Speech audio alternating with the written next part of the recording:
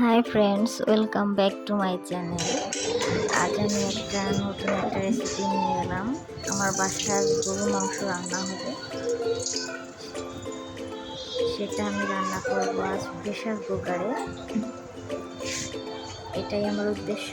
কীভাবে প্রেশার কুকারে রান্না করতে হবে সেটাই আপনাদের আজ দেখাবো। মাংসটা আমি খুব ভালো করে ধুয়ে নিয়ে এখন আমি প্রেশার কুকারে রাখছি, আলাদা কোনো পাত্রে রাখছি না, একবারে এটাতেই রাখছি। মাংসটা ভালো করে ধুয়ে এবার আমি গোটা তেজপাতা দিয়ে ছিঁড়ে ছিঁড়ে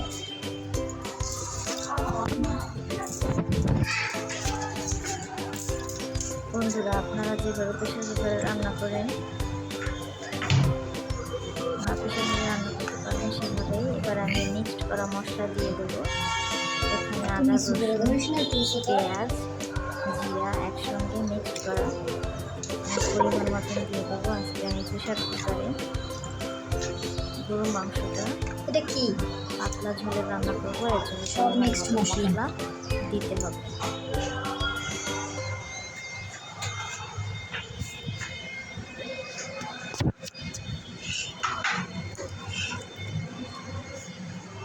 এরপরে আগে থেকে বেটে রাখা শুকনো মরিচ পেস্ট করা পরিমাণ মতন দিয়ে দেব,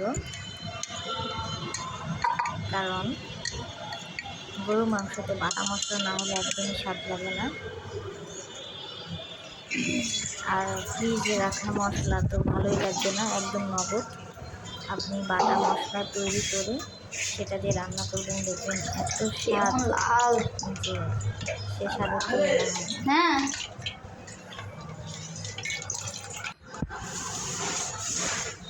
পরিমাণ মতন ধনিয়া গুঁড়া দিয়ে দিলাম। এবার পরিমাণ মতন লবণ দিয়ে দেব।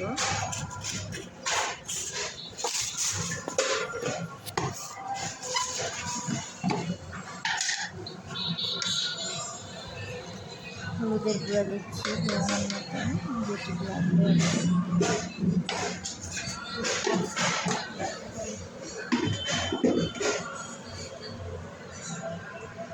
হলুদ, লবণ,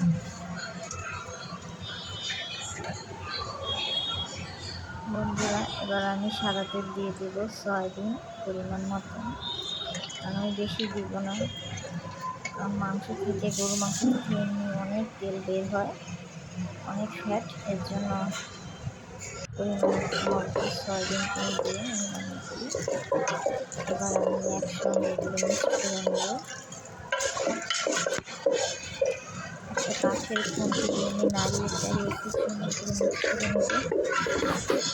আমি হাত দিয়ে করিনি, কারণ বাটা মশলা অনেক ঝাল হাত খুব জ্বালা করতে পারে, এর জন্য আমি একটা কাঠের দিয়ে সুন্দর করে নাড়িয়ে চাড়িয়ে দিচ্ছি যে একদম মাংসটা মেরিনেট হয়ে একদম সেই হয়ে যাবে।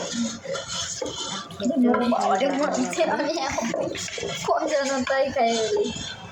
একসাথে সব মিক্স করে দিলাম, মিক্স করে মাখাই ফেলেছি। আজকে আমার একটাই যে আমি কীভাবে প্রেশার কুকারে গরু মাংস রান্না করি বাসায়, দেখানোর জন্য আপনাদের এই ভিডিওটা করা। আপনারা বাসায় অবশ্যই যারা প্রেশার কুকারে গরু মাংস রান্না করে খেতে বেশি পছন্দ করেন তাদের জন্য এই ভিডিওটা। আর যারা রান্না করতে চান তারা অবশ্যই দেখে নেবেন এইভাবেই রান্না করতে হয়। প্রেশার কুকারে রান্না করার আগে মাংসটা ভালো করে ম্যারিনেট করে রান্না করে দেখে